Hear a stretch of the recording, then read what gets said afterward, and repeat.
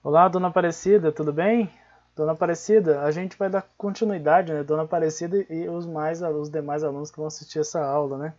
Dona Aparecida, a gente vai dar continuidade então aos nossos exercícios. A semana passada, nós terminamos a primeira semana, né? Terminamos essa discussão aqui sobre os povos e culturas, né?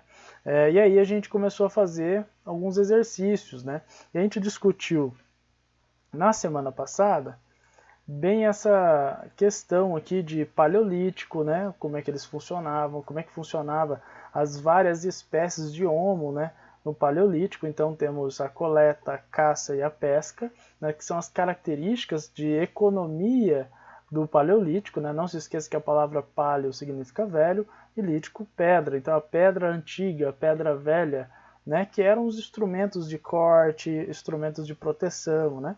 E aí no Neolítico a gente vai acontecer, do Paleolítico para o Neolítico, a gente vai acontecer algo chamado Revolução Agrícola, né? E o Neolítico é o início disso, a nova pedra, né? Onde vamos ter uma complexidade muito maior. É aqui que também vai surgir a espécie Homo sapiens, né? Então a gente vai ter agricultura, pastoreio e organização social.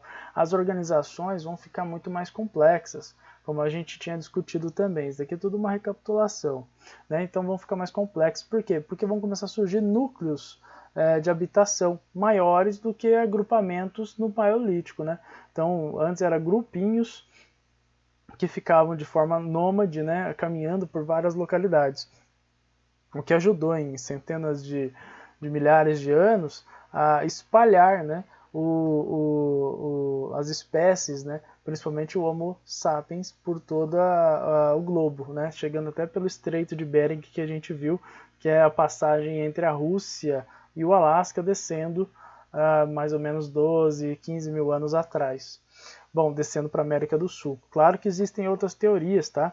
Existem a teorias também, a teoria da Polinésia, de que eles vieram de barco pela Austrália, algumas ilhas, a água era mais baixa e eles vieram por algumas ilhas até a África, até o continente americano, o que explica muita coisa, muitos instrumentos achados, né, desse período também. Então, no Neolítico nós vamos ter o sedentarismo. O que é isso? Nós discutimos isso também, só estou recapitulando, que é eles se fixarem, né? Não precisam mais, não tem mais a necessidade de caminhar, fazer longas caminhadas para achar trigo, achar sementes, frutas, né, e caça. Ainda eles caçam, a caça vai continuar sendo uma prática comum, mas ela vai ganhar outros significados. Quando chegar nesse momento nós vamos discutir sobre os significados das caças. Mas, veja só, agora eles estão plantando, estão criando, né, animais de corte, né, ou seja, para a sua própria alimentação, ou animais de tração também, como usado o cavalo, né, o boi, para fazer a plantação e tudo mais. Então está ficando cada vez mais complexos, né? Dentro do Neolítico a gente vai ter a Idade dos Metais, onde o ser humano começa a descobrir formas melhores de proteção, ou seja, utilizando ferro. Né? Primeiro a gente vai ter o cobre, depois o bronze e depois o ferro. O ferro é uma amálgama, né? A junção de vários elementos aí, metais, né? De uma fusão através de um fogo muito alto, uma temperatura alta. Então não é fácil, né, de mexer com a metalurgia do ferro, mas eles vão conseguir e vão desenvolver, beleza? Então a gente viu tudo isso. Respondemos também, Dona Aparecida, essa questão, né? A gente respondeu junto, essa questão já está feita. Respondemos também essa outra questão, né? Qual era o impacto da permanência dos seres humanos, caçadores-coletores, no meio natural em que habitavam, né? Então já respondemos essa questão também, qual era o impacto, né? Depredação, né? Eles vão exaurindo os recursos, a gente até conversou já sobre isso. A questão 3, ela é diferente, tá? Olha só. De acordo com tudo que investigou e aprendeu sobre o Paleolítico, elabore uma manchete para um jornal pré-histórico fictício. Manchete deverá destacar um típico dia a dia de um ser humano ou um grupo de seres humanos na pré-história. use sua criatividade e faça uma ilustração. Dona Aparecida, aqui eu deixo com você. Por quê? Eu acho muito infantil esse exercício. Esse exercício não é obviamente não é para a sua idade, né? Está sendo trabalhado aí com uma criança, onde a criança tenta criar uma manchete, porque eles usam várias formas, né, em português, formas de linguagem, né? Então, o português, variadas formas de redação, né? Então, usa poema, usa ensaio, usa versos, né? No caso do poema, manchetes também, né? No caso de jornal, né? Utilização disso. Então, é bastante infantil. Se você quiser, eu posso aqui propor uma ideia. Você faz uma manchete pensando, né? Pensando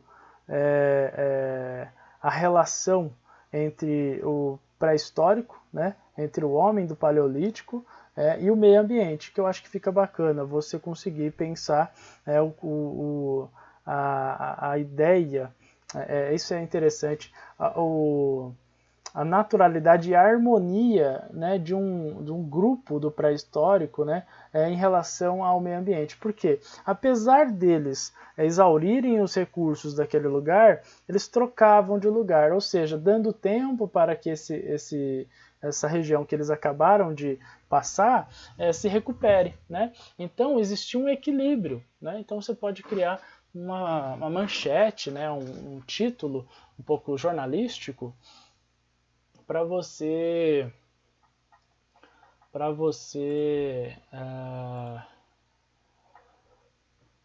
poder fazer essa questão. Aí a ilustração não precisa, só se a senhora quiser desenhar, né, mas fique à vontade. Vamos para a 4. A 4 também ela é um pouquinho infantil, tá? Mas eu vou pedir para você fazer a leitura desse texto aqui também. Ó. Vamos fazer juntos, inclusive.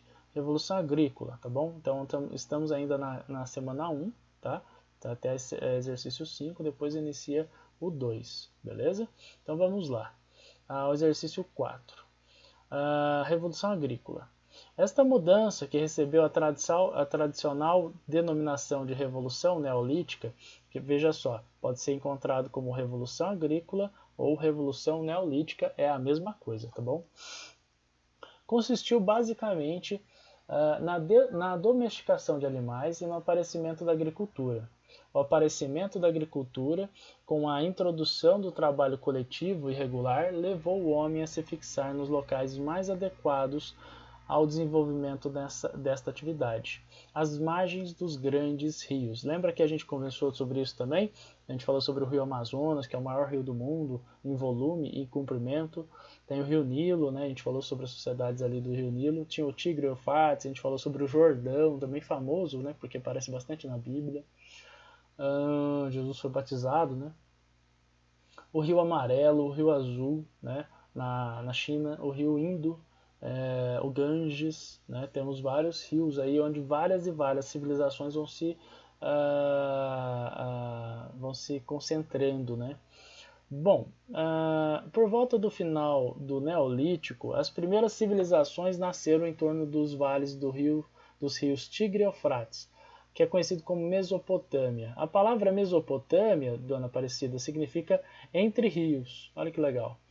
Do Nilo, do Egito, do Ganges e do Indo na Índia. O amarelo na China. Nossa, eu acho que acabei adiantando um pouco a leitura aqui. Eu falei sem perceber sobre esses rios aqui. Na área que engloba a Mesopotâmia e o Egito Antigo, denomina-se crescente fértil, porque pegando a ponta dos rios e indo até o outro lado, né, que é o do Nilo, faz uma lua crescente. É bem interessante. Eu mostro para a senhora essa imagem depois. Apesar das cheias dos rios fertilizarem anualmente o solo, permitindo uma alta produção agrícola, ou precisamente por causa de sua ocorrência, houve a necessidade de um grande volume de constante trabalho coletivo para a construção e manutenção de diques, barragens, canais e reservatórios, que levou à formação de sociedades urbanizadas complexas baseadas na irrigação. É o que a gente chama de sociedades hidráulicas. Tá? Essas sociedades, denominadas de acordo com sua característica básica de civilizações hidráulicas, produziram um tipo de Estado bastante burocrático, ou seja, precisava de homens, né, começou a iniciar. Eu acho interessante a gente pensar sobre esse momento, por quê? Porque nasce governo, a política nasce. Aonde tem um agrupamento social, é necessário a política. E o que é a política? A política é o jogo de interesses, né? Precisamos trabalhar coletivamente, né, para dar conta de fazer a manutenção das nossas plantações. Então existe uma política de relação ali entre esses grupos. Dessa política vai surgir alguém que pode ser o mais forte, pode ser o mais inteligente, pode ser o mais influente, né? Que vá se destacar como líder. E aí nasce os chefes de Estado, né? Nasce aí os primeiros políticos, né? Que muito provavelmente vieram a partir da força, ou seja, do uso da força e não da inteligência, porque é muito valorizado a posição do guerreiro nas sociedades antigas, né? Então nasce geralmente através dessa potência física que os guerreiros tinham, né? Bom, o livro, né, esse texto vem do História Econômica Geral, né? A partir da leitura do texto, produz uma poesia contendo as seguintes palavras: rios, agricultura, sedentarismo e civilização. Aqui eu vou deixar com a senhora também, tá? Primeiro, eu sou péssimo para criar poesia. Segundo, eu acho que a senhora poderia usar essas palavras, né, para pensar a relação, por que surgiu, por exemplo, responder a seguinte pergunta: por que surgiu as civilizações em volta dos rios, né? Então você poderia usar esse jogo de palavras para tentar responder isso. Eu vou validar como certo, tá? Porque eu acho um pouco infantil, ou para a senhora responder. Bom, 5. As 5 dá para a gente fazer junto. Olha lá. Por que os homens do Neolítico se fixaram próximos aos rios? Bom, aqui tem uma resposta muito, muito simples.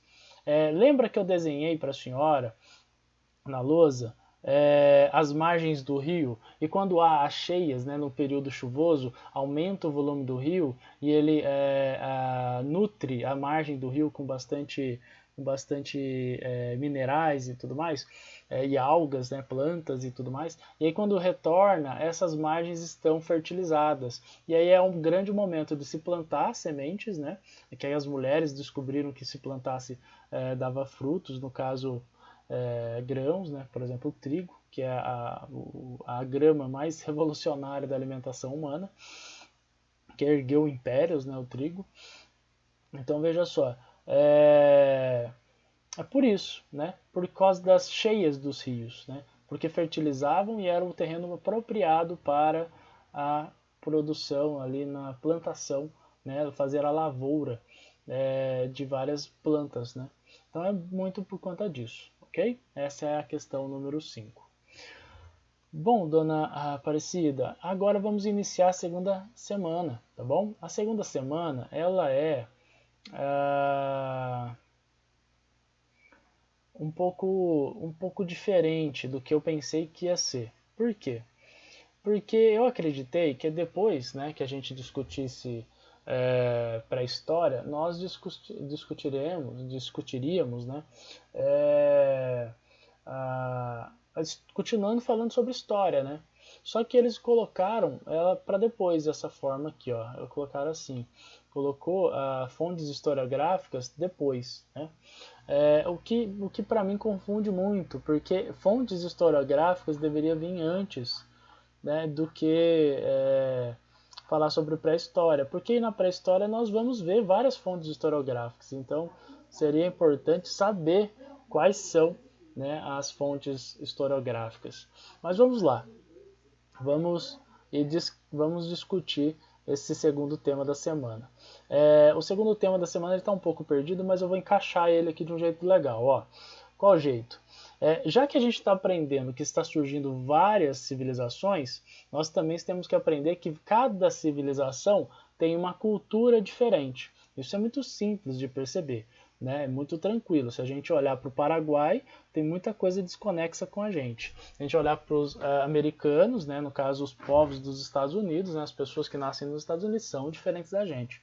Se a gente pegar um japonês, né? Nascido e criado no Japão, a gente vai ver costumes ainda mais diferentes. Se a gente pegar um habitante da ilha de Madagascar, né? Na África, nós também veremos pessoas completamente diferentes, de culturas diferentes, com hábitos diferentes.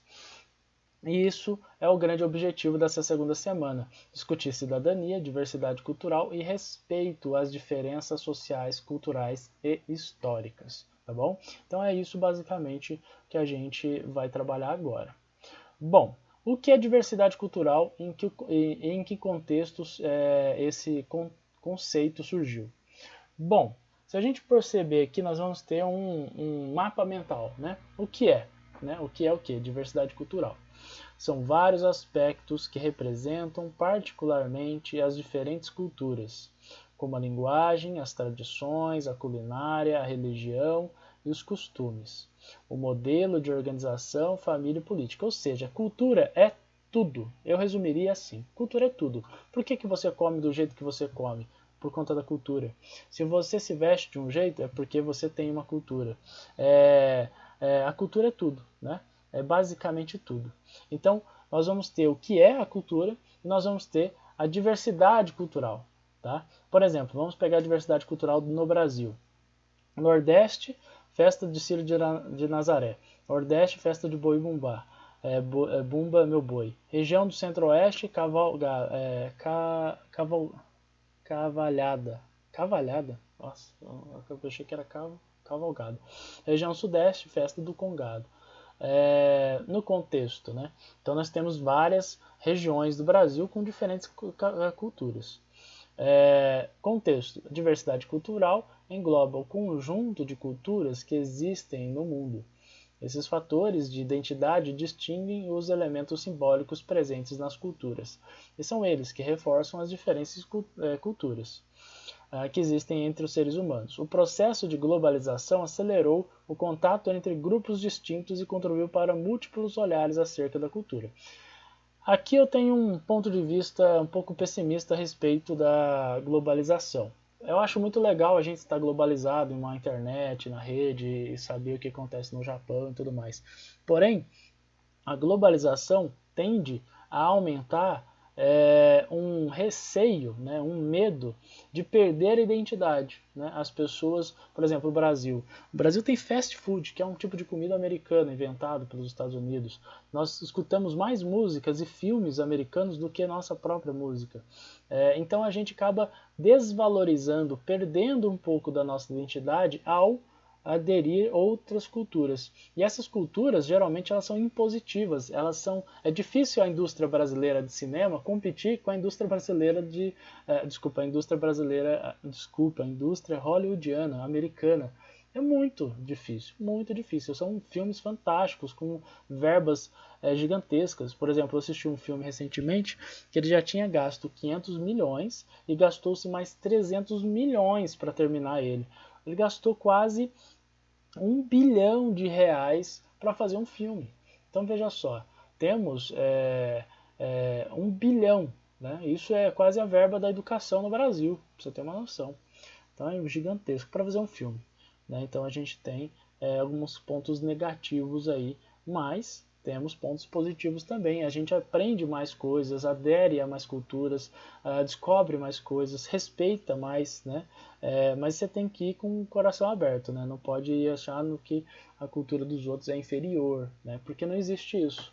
Cultura não é tratado com inferioridade, ou seja, pior ou melhor, melhor ou pior, pior ou melhor. Não existe isso. A cultura, elas são simplesmente diferentes. Simplesmente diferentes. Dependendo da mesma região, por exemplo, o Brasil, vamos encontrar em alguns estados diferenças regionais. Olha o Brasil, olha o Sudeste. São Paulo e Minas Gerais estão no Sudeste. Minas Gerais tem culturas próprias de Minas Gerais, né? Apesar que o tamanho de Minas Gerais é o tamanho do país da França, né? O tamanho do país da França ainda acho que sobra um pouco. O São Paulo não. São Paulo tem outras características, né? Então veja só, tem coisas comuns, né? Você encontra pão de queijo em São Paulo, mas não é o mesmo pão de queijo que se encontra aqui em Minas Gerais. Então são diversidades culturais, tá bom? Bom, como associar a noção de cidadania com os princípios de respeito à diversidade, à pluralidade e os direitos humanos? Simples. Ser cidadão, né, é um dever. Ser um cidadão é um dever e você, ao ter dever, você também tem direitos, né? Então, todo cidadão tem direitos e deveres, beleza. E um desses direitos, um desses deveres é respeito à pluralidade. Respeito às culturas diferentes. Por exemplo, nós temos o artigo da Constituição que vai falar que todo homem é livre para se expressar. Vai falar também sobre a questão da religião, por exemplo, vou dar um exemplo de religião, onde vai falar sobre tolerância religiosa, né, na Constituição brasileira. Então é muito bacana a gente pensar que cidadania tem tudo a ver com a diversidade cultural. Ser cidadão é ser respeitoso com as culturas diferentes. Se você não é respeitoso com as culturas diferentes, você não é cidadão pleno, né? Você tem uma falha aí na questão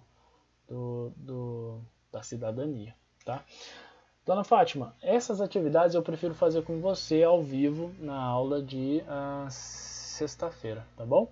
Então a atividade da semana 2, A1, A2, né, A3, A1, A2 e A3 a gente faz juntos na sexta-feira e tira mais dúvidas a respeito da cidadania, da pluralidade, dos direitos e dos deveres e o que isso tem a ver com vários, né, povos que surgiram no mundo, tá bom? Então fica assim, então. Um abraço, boa noite.